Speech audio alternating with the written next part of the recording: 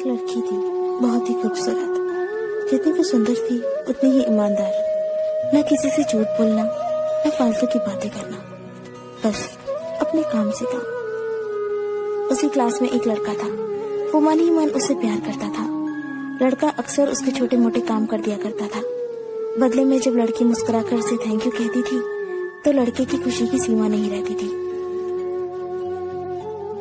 एक बार की बात है, दोनों लोग साथ साथ घर जा रहे थे। तभी जोरदार बारिश होने लगी। दोनों ने एक पेड़ के नीचे शरण ली। पेड़ बहुत छोटा था। बूंद छन छन कर उसे नीचे आ रही थी। ऐसे में बारिश से बचने के लिए दोनों एक दूसरे के बेहद करीब आ गए। लड़की को इतने करीब पाकर लड़का अपने जज्बातों पर काबू न कर सका। उसने लड़की को प्रपोज कर दिया। लड़की भी मन ही मन चाहती थी उसे, इसलिए वो भी राजी हो गई और इस तरह दोनों का प्यार परवान चढ़ने लगा। एक बार की बात है, लड़की उसी पेड़ के नीचे लड़के का इंतजार कर रही थी। लड़का बहुत देर से आया। उसे देखकर लड़की नाराजगी से बोली, तुम इतनी देर से क्यों आए हो? मेरी तो जान ही निकल गई थी। ये सुनकर लड़का बोला, जाने मन, मैं तुमसे दूर कहाँ गया था? मैं तो तुम्हारे दिल में ही रहता हूँ। तुम्हें यकीन ना हो तो अपने दिल से पूछ लो। लड़के की इस प्यारी सी बात को सुनकर लड़की अपना सारा गुस्सा भूल गई और वो दौड़कर लड़के से लिपट गई। एक दिन दोनों उसी पेड़ के नीचे बैठे बातें कर रहे थे। लड़की पेड़ के सहारे बैठी थी और लड़का उसकी गोद में सर रखकर लेटा हुआ था।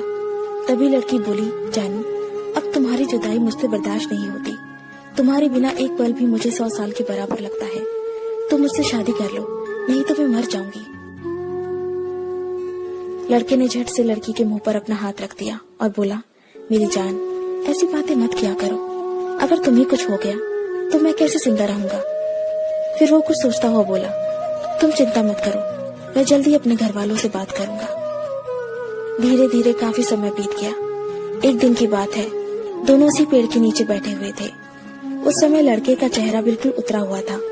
लड़की ने पूछा तो वो रुआसा होकर बोला, जान, मैंने अपने घर वालों को बहुत समझाया, पर वो हमारी शादी के लिए तैयार ही नहीं है।